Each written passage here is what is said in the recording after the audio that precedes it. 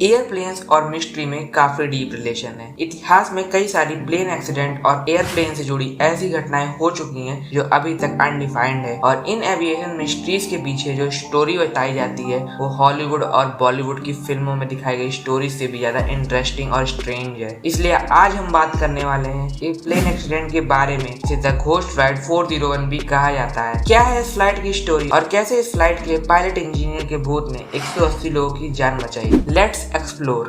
29 दिसंबर 1972 eastern airline की flight 401 ठीक 9:20 पर न्यूयॉर्क के इंटरनेशनल एयरपोर्ट से फ्लोरिडा के मियामी इंटरनेशनल एयरपोर्ट के लिए उड़ान भरती है। इसमें 163 पैसेंजर और 13 क्रू मेंबर्स थे और इस फ्लाइट को कैप्टन बॉब लॉफ्ट उड़ा रहे थे। इन्हें 32 साल और लगभग 29,700 आवर्स का प्लेन उड़ाने का एक्सपीरियंस था और उनके साथ को पायलट बर्ट स्टॉक्सेल और पायलट इंजीनियर डॉन रीपो भी थे। ये तीनों ही अपने काम में काफी एक्सपर्ट और एक्सपीरियंस्ड थे।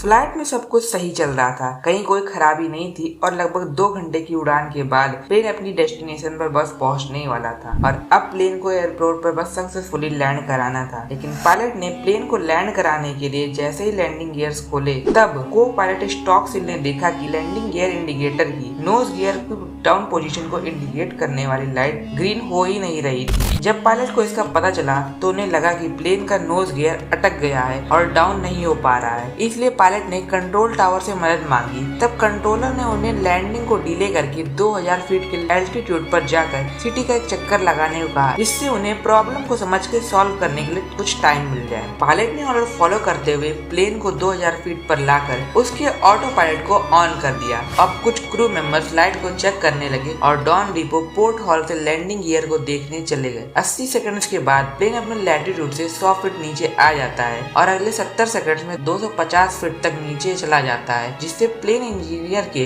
वर्क स्टेशन का एल्टीट्यूड वार्निंग इंडिकेटर जलने लगता है। लेकिन इंजीनियर डॉन रीपो तो लैंडिंग गियर को चेक करने गए होते हैं, इसलिए किसी को भी इस बात का पता नहीं चलता है और प्लेन के पायलट और दूसरे क्रू मेंबर्स को भी लगता है कि प्लेन ऑटो पायलट में है, इसलिए इसका एल्टीट्यूड चेंज नहीं हो सकता। लेकिन इसके 50 सेकंड्स के बाद ही प्लेन 1000 फीट के एल्टीट्यूड पर आ जाता है और ये नोटिस करने के बाद को पायलट स्टॉक्सेल प्लेन को 180 डिग्री पर मोड़ने की कोशिश करते हैं और पायलट लॉफ्ट को बुलाते हैं कि तभी प्लेन के कॉकपिट एरिया के माइक्रोफोन से एक ब्लास्ट की आवाज आती है, क्योंकि फ्लाइट 401 365 किलोमीटर पर आवर की स्पीड से जमीन से क्रैश कर जाती है और प्लेन में सभी क्रू मेंबर्स को लेकर कुल 101 लोग मारे जाते हैं और 75 लोग किसी तरह से सर्वाइव कर लेते हैं। इंजीनियर डॉन रीपो भी क्रैश में सर्वाइव कर लेते हैं, पर उन्हें ट्रीटमेंट के वक्त ले जाते समय उनकी भी मौत हो जाती है। कुछ समय बाद NTSB ने इस प्लेन क्रैश को लेकर अपनी जांच शुरू की और अपनी फाइनल रिपोर्ट में इस क्रैश को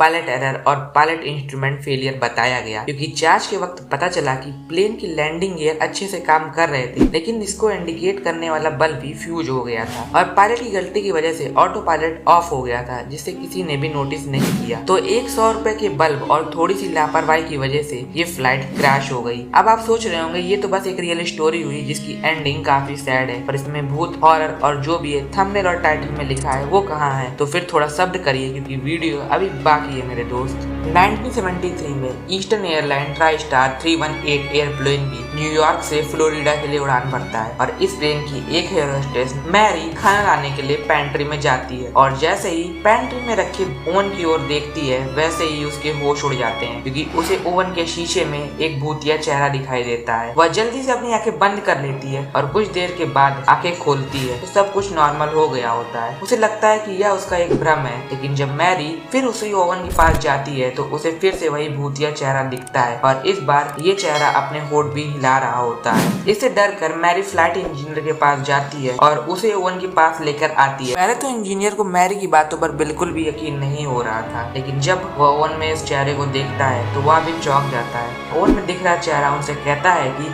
जल्दी इस प्लेन में आग लगने वाली है, इसलिए इस प्लेन को लैंड करवा दो।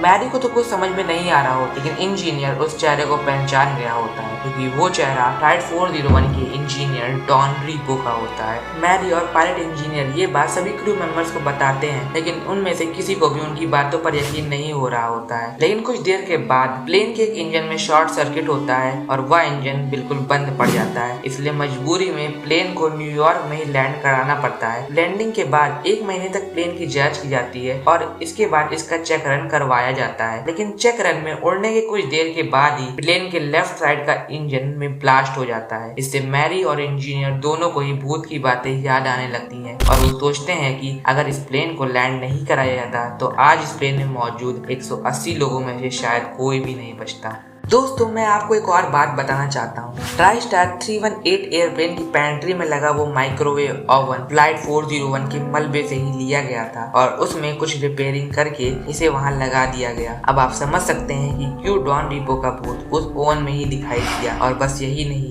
जितने भी प्लेन्स में फ्लाइट 401 के पार्ट्स लगाए गए उन सब में डॉन रीपो और अदर क्रू मेंबर्स की आत्माओं को कई बार देखा गया है। तो आपको क्या लगता है कि उस दिन 180 लोगों की जान या डॉन रीपो के भूत ने ही बचाई थी? कमेंट करके जरूर बताइए। तो आज के लिए बस इतना ही। वीडियो अच्छी लगी तो वीडियो को लाइक करें, फ्रेंड्स एंड फैमिली के साथ शेयर करके, चैनल को सब्सक्राइब करके उस बेल नोटिफिकेशन को ऑल पर सेट कर दें, क्योंकि मैं ऐसे ही ऑसम वीडियो अपलोड करता रहता हूँ। And thank you so much for watching.